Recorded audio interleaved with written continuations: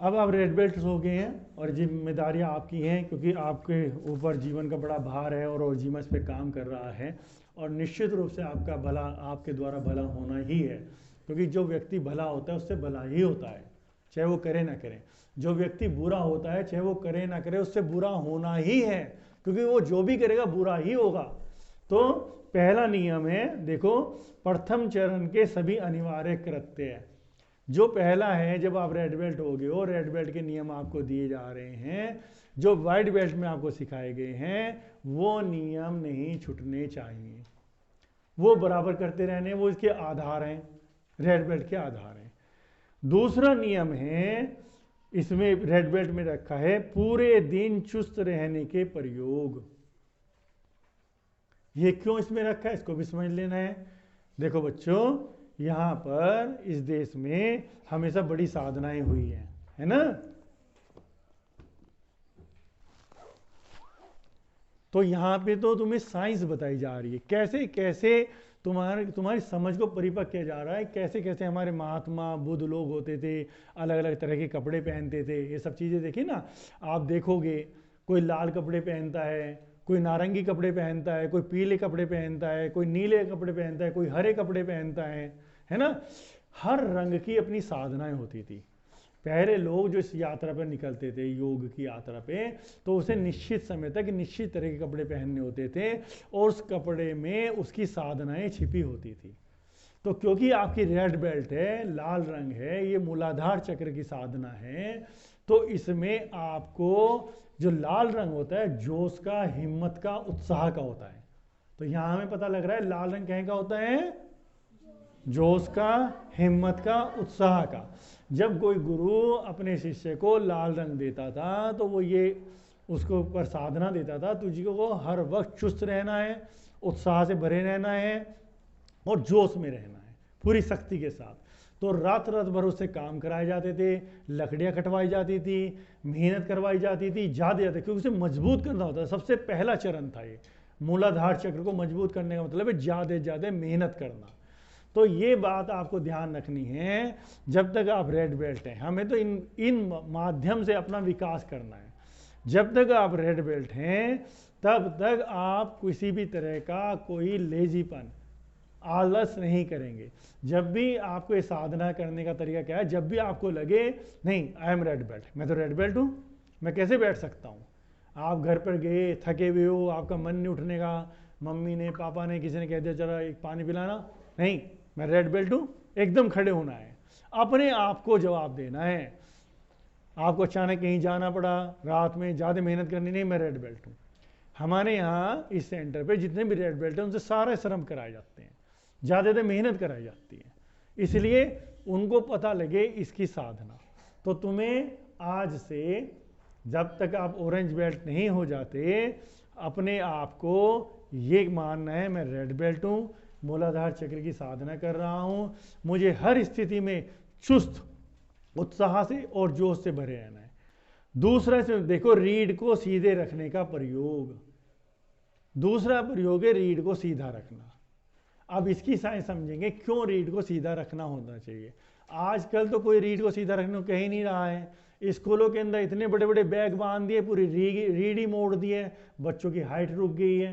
पर यहां हम हाइट की बात नहीं कर रहे हैं। तुम्हारे शरीर में जो परमात्मा की इंट्यूशंस जो प्राप्त करने का जो केंद्र है वो आपकी रीढ़ में है। इंट्यूशन समझते हो, बहुत चीजें हमारे जीवन में ऐसी घटती हैं जो हमें पहले से ही आभास हो जाती हैं, और हम गलत करने से या हमारे द्वारा गलत होने से हमको बचा ले जाती हैं। वो इंट्यूशंस हमको रीढ़ के द्वारा मिलती है, उनमें हमारा केंद्र एक क्राउन पे सीधी ऊर्जा अगर हम लोग लेंगे तो जिसे हम कहते हैं आसपास है खुदा, परमात्मा हर वक्त हमें खबर देता है, वो इसके द्वारा हम पकड़ते हैं। इसको ऊर्जा तब मिलेगी हमको जब हमारी रीढ़ सीधी रहेगी। रीढ़ का हर वक्त सीधा रहना जरूरी है। रीढ़ जितनी सीधी रहेगी उतना हम लोग यूनिवर्स से एनर्जी को ले पाएंगे।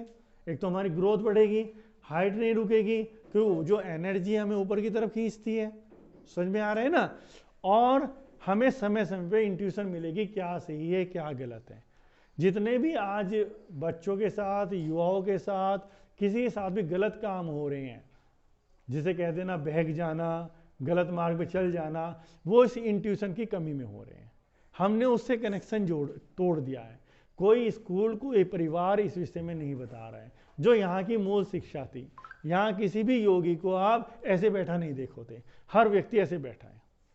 बल्कि और भी इसके आसन थे, वो तो आसन में ही बैठे होंगे, तो पूरी एनर्जी को ऊपर से जोड़ के रखते हैं, फिर वहाँ सीधा सब कुछ मिलता है और सीधा व्यक्ति वही स्टेप उठाता है जो सही होता है। अन्यथा उसे इंट्यूशन आ जाती है कि क्या गलत है क्या सही। इतना तक होता है इंट्यूशन से कि आपको कौन सी बस में बैठना है, कौन सी में नहीं बैठना है। आपको अचानक पता लगा मैं नहीं आज जा रहा हूँ, और पता लगा बस का एक्सीडेंट हो गया है, तो वहाँ पे आपको नहीं मालूम है, बहुत एनर्जी से काम करे जो हमको ये संकेत देती है तुम आज मत जाओ। तो बहुत चीज़ें ऐसी हैं, समझ में आएंगे ना। तो रीढ़ को सीधा रखने से आप सीधे यूनिवर्स से जुड़ते हैं।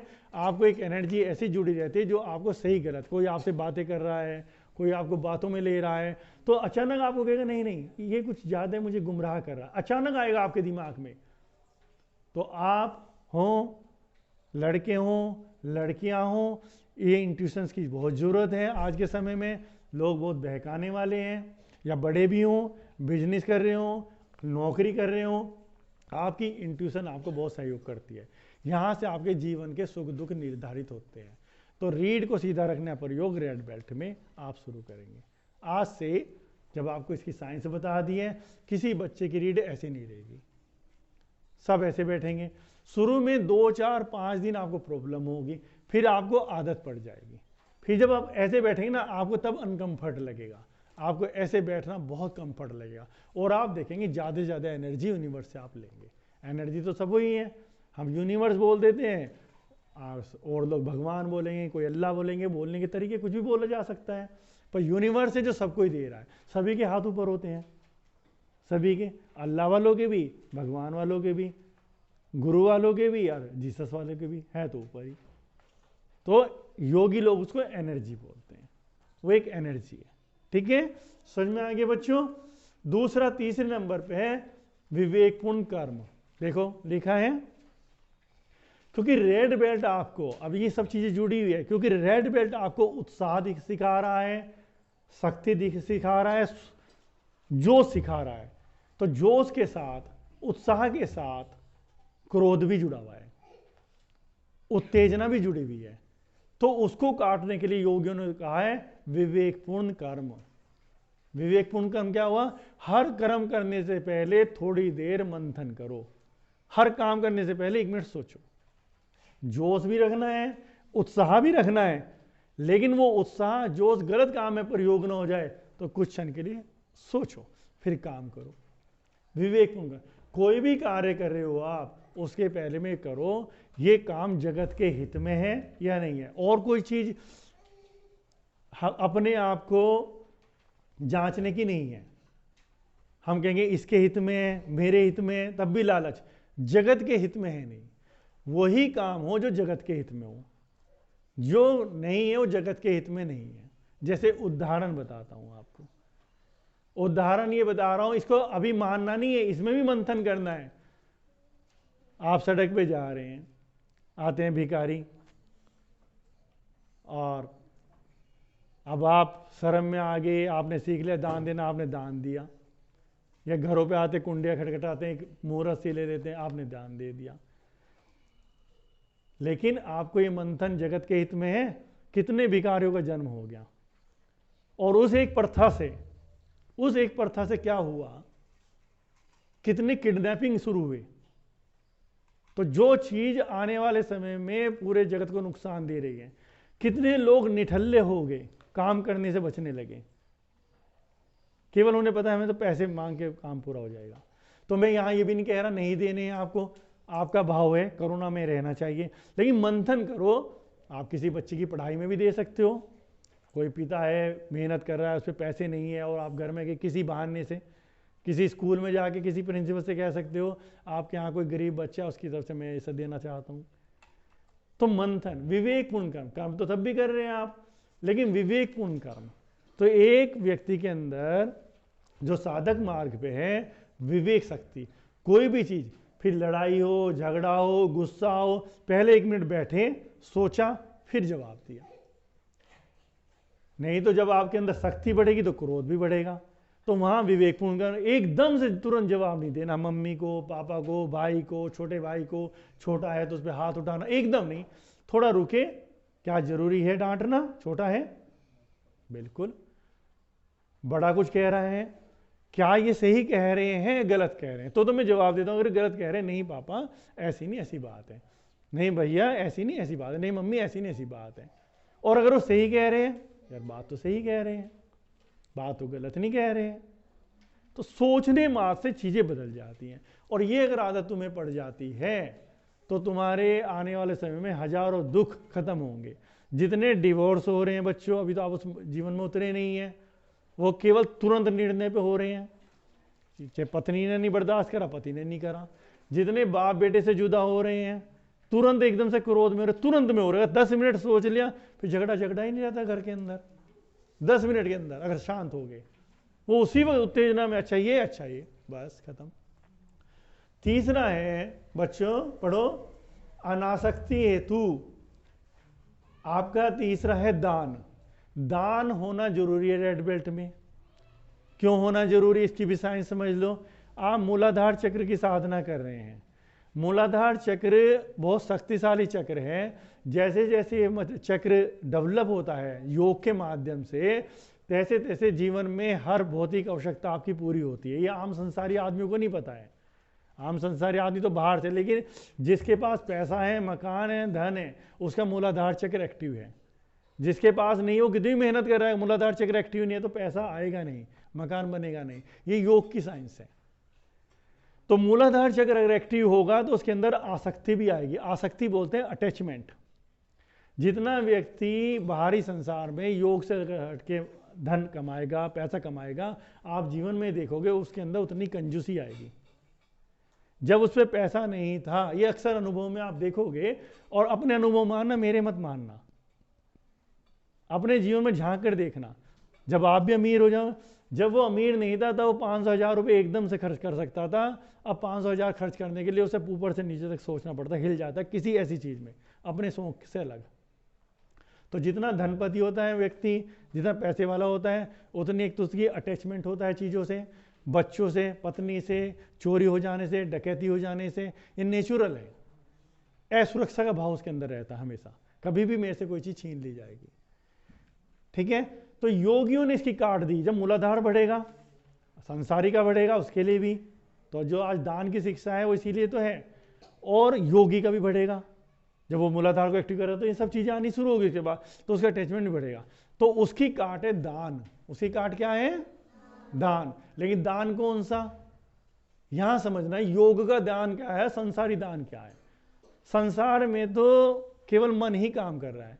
संसार का दान, मेरा नाम हो जाए, मुझे स्वर्ग मिले, मेरा नेम प्लेट में नाम आ जाए, मुझे मालाएं मिले। दान की परिभाषा तुम्हें समझनी है, तुम्हारे द्वारा परिवारों में जानी चाहिए।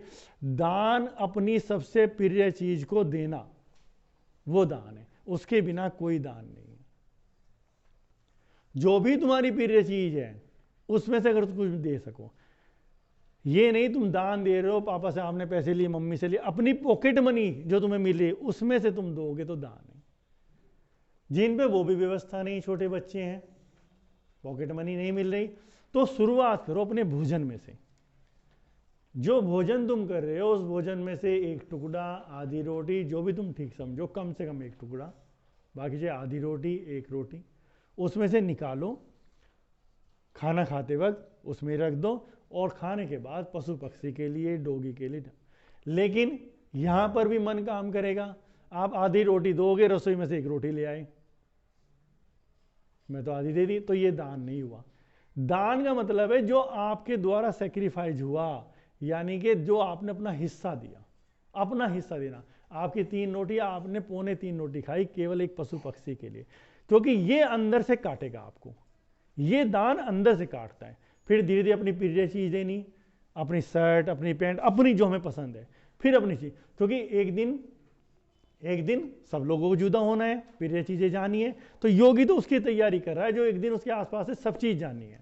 एक दिन ये मकान भी छीन ले जाएगा, एक दिन ये झटके से शरीर छीन ले जाएगा। तो वो तैयारी है योग की, दान तो वो परिभाषा। एक ना एक दिन हमने हर चीज देने की आदत डाल ली तो कोई कुछ भी ले जाए। समझ में आ रहे हैं ना? तो अभ्यास कहां से करोगे बच्चों? रोजाना एक दान, जिससे पॉकेट मनी मिलती है, अपनी पॉकेट मनी में से किसी ऐसी जगह, उससे पहले विवेकपूर्ण कर्म, ऐसे ही नहीं आपको लगता है ये धन आपका सदुपयोग रूप से हो रहा है। समझ में आ रहे हैं? क्लियर हो गया? ओजिमा का दूसरा नियम। और इसमें तुम्हें कुछ करने की जरूरत नहीं है, केवल तुम्हें अपने अंदर परिवर्तन करना है, तुमसे अच्छा होगा ही होगा। किसी पीड़ित व्यक्ति को, जरूरतमंद व्यक्ति को, आपकी आंखों से देखा परखा व्यक्ति, पशु पक्षी को, पेड़ पौधों को, किसी को भी आप दे सकते हैं। ठीक है? तीसरी इसमें है कर्म योग। तो मूलाधार चक्र क्योंकि बहुत शक्तिशाली चक्र है, तो यहां पे जो योग जुड़ता है, कर्म योग जुड़ता है। कर्म योग की परिभाषा, बिना फल की इच्छा के किया हुआ कार्य। अगर फल की इच्छा जरा सी भी मन में आ गई तो वो कर्म योग नहीं है। अब सुबह शाम लोग याद तो करते, भगवान कृष्ण को भी मानते हैं, सभी लोग भगवान कृष्ण को मानते हैं, भगवानों को तो सभी लोग मानते हैं हमारे यहाँ, पर भगवान क्या कह रहे हैं कोई नहीं मानता। भगवान शिव को सुबह शाम पूछते हैं, भगवान शिव क्या कह रहे हैं? उन्होंने केवल श्वास के ध्यान के लिए बोला है।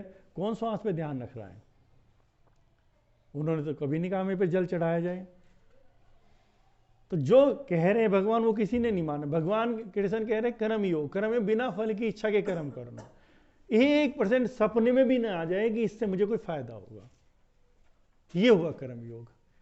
अब हम सेवा कर रहे हैं, हमें फोटो भी चाहिए, हमें अखबार में भी चाहिए, हमने इतना पैसा दिया, और बढ़ाएगा और बढ़ाएगा, और बढ़ते बढ़ते यही तो रिश्वत का परिणाम है, जो रिश्वत अर्जन है। जब तुम बिना फल की इच्छा कार्य करोगे तो रिश्वत को समाज में केवल एक ही चीज लगाम लगा सकते है, वो कर्म योग। मेरी ड्यूटी है, मैं बैंक में हूं तो मेरी ड्यूटी है, मैं पुलिस में हूं तो मेरी ड्यूटी है, लेकिन वो आदत कब पड़ेगी? अभी छोटी छोटी चीज है। तो कोई भी ऐसा कार्य पूरे दिन में एक करना है जिसमें आपको फल की कोई इच्छा नहीं है, तो कैसे करोगे? चुपचाप करो, किसी को पता ना लगे। छोटे बच्चे हैं, घर में जाले लग रहे, चुपचाप लगा दिए, जालों को साफ कर दिया, लेकिन मम्मी को भी पता ना लगे। पता लग गया या तुमने बताना, या तुम्हारी प्रशंसा मिली तुमने, तो वो कोई कर्म योग नहीं रहा। तुमने करार करके तुम सोगे, तुम्हें पता ही नहीं। तुमने घर में झाड़ू लगा दी, कोई गिलास बर्तन कहीं रखा, तुमने जाकर रसोई में रख दिया चुपचाप, तुमने चादर को ठीक कर दिया। बड़े बच्चे हैं जो थोड़ा बाहर रहते हैं, कोई अंकल आंटी जा रहे हैं, आपने हेल्प कर दी उनकी कि लाओ मैं पकड़ लेता हूँ, लाओ मैं लिफ्ट देता हूँ। फल की इच्छा नहीं है, फल की इच्छा नहीं, थैंक यू की भी इच्छा नहीं है। आज तो ये है कि देखो जी थैंक यू भी नहीं बोला, बताओ हमने इतना काम करा, इच्छा ही कहेंगी थैंक यू की। आत्मा से आत्मा जुड़ी है, हमें मौका मिला, हमें कार्य करने का मौका मिला। समझ गए ना? कर्म योग। रोज एक कर्म, बहाने तुम ढूंढो। टंकी चल रही है पानी की, आपने बंद कर दी। रोड पे लाइटें चल रही हैं, आपने बंद कर दी। क्या क्या हो गया इसमें? आज तो लोग पानी खोलते, पानी पीते चले जाते हैं, लाइटें खुली पड़ी है, कोई मतलब ही नहीं है। तो ये छोटी छोटी चीजें जीवन को बदलती, छोटी छोटी चीजें।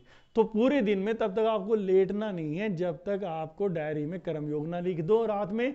और कर्म योग जब तक करोगे नहीं तो लिखोगे कहां से? झूठ लिखना नहीं है, झूठ वाले बच्चों को यहां रखा नहीं जाएगा। तो बहुत कर्म योग करने, बहुत ऐसे काम कर सकते हो, पूरे घर में ही ढूंढोगे तो तुम्हें 1000 चीजें मिल जाएगी। मैं आज इस तरह कर दूं, मम्मी पापा को पता भी ना लगे। बहुत छत पे चले जाओ तो बहुत चीजें तुम सही कर आओगे। रोड के पास झाड़ू लगा सकते हो, नाली साफ कर सकते हो अपने बाहर की, है ना? समझ में आ गया कर्म योग? समझ में आ गया बच्चों कर्म योग? बिना फल, फिर धीरे धीरे आगे बढ़ो, फिर लोगों के काम करे जहां पर भी आप हैं, फल की इच्छा नहीं। फल हो जाए ना हो जाए वो ऊपर वाले की व्यवस्था है, तुम्हें कोई इच्छा नहीं है, तुमने इस भाव से नहीं किया है। जो प्राणिक हीलिंग कर चुके हैं, कोर्स कर चुके हैं, वो दिन में एक बार किसी की हीलिंग कर सकते हैं, ऐसे व्यक्ति की जिसके पास पैसे नहीं है डॉक्टर को जाने के लिए, आप उसको हील कर सकते हैं अपने आप, है ना? ये नहीं कि फायदा लेने के लिए। एक इसमें पूरे दिन एक बार भावपूर्ण पृथ्वी तत्व के संपर्क में रहना। एक बात हर व्यक्ति को जाननी है, साधक को, संसारी को भी, कि आप जो 2 ऊर्जाओं से जी रहे हैं, एक आकाशीय ऊर्जा से, एक पृथ्वी की ऊर्जा से। तो जो पृथ्वी की एनर्जी है वो आप जो पृथ्वी तत्व है वो आपके शरीर में से बहुत निगेटिव एनर्जी खींचता है पूरे दिन। नहीं तो हम बीमार हो जाएगा, पृथ्वी तत्व बंजर हो जाए तो हम बीमार हो जाएंगे। तो जो हमारे यहाँ नंगे पैर चलने का प्रावधान था वो केवल यही था। हर डॉक्टर कहता था जी कुछ समय ओस पे चलो, नंगे पैर चलो। उन्हें नहीं पता क्या होता था, उन्हें ये होता था सारी बीमारी पृथ्वी की मिट्टी खींच लेती है। तो पूरे एक दिन में एक बार अगर आप आधा पौना घंटा 15 मिनट जमीन पे चलें तो आपकी बहुत बीमारियां जो पैदा हो रही हैं खत्म होनी शुरू हो जाएगी। उनका गुण है, पृथ्वी का गुण है, स्वभाव है। ये नहीं कि ये अच्छा है बुरा है, उसका मतलब ये नहीं, वो तो जिम्मेदारी है अस्तित्व है परमात्मा की उन्हें, तो वो सबका खींच लेगी। एक्सेस एनर्जी जो हमारे शरीर में होती है वो भी हमें बीमारी बनती है, वो भी वो खींच लेती है। पृथ्वी हमें बैलेंस करती है, संतुलन करती है। तो एक बार नंगे पैर पूरे दिन, और पूरी मिट्टी ना मिले तो चाहे घर में ही। जब आदत डालोगे तो ठंड भी नहीं लगेगी। अब एकदम से आदत डालोगे तो ठंड का दिन है, तुम बीमार पड़ सकते हो। लेकिन मानसिक रूप से आप सोचोगे तब बीमार पड़ोगे। अगर आप सोचोगे मैं क्रिया कर रहा हूं तो वो ठंड आपके मस्तिष्क में चढ़ नहीं सकती है। ठीक है, ये खाली मनस क्रियाएं हैं, मन से हम सोचते हैं वो चीजें हमें होने लगती हैं।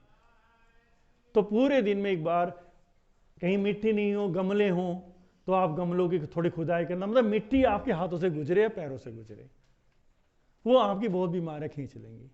आज हम डॉक्टरों पर जा रहे हैं पर ये नेचुरल इलाज है।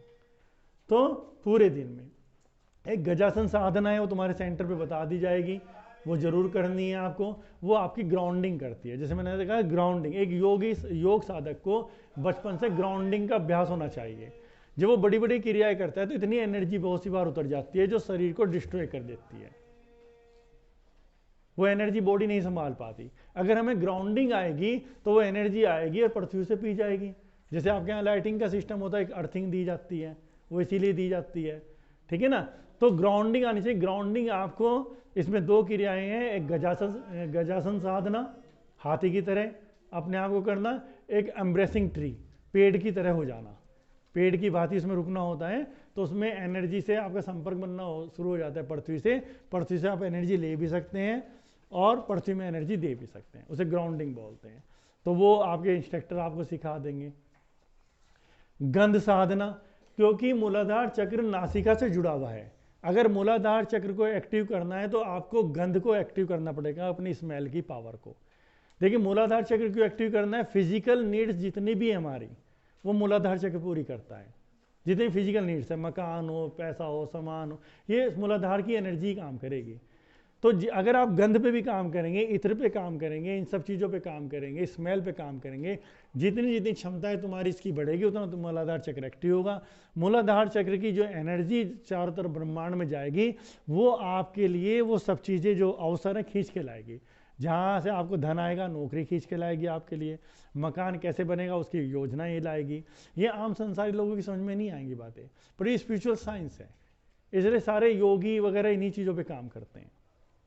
तो इसलिए इसके लिए गंध साधना आपको सेंसिटिव बनाएगी, आपकी इंद्री को भी जागृत करेगी। कहीं भी बैठो अपने नासिका पर होशपूर्ण बैठो, यहाँ कैसी गंध आ रही है, किसी भी घर में जाओ यहाँ कैसी गंध है।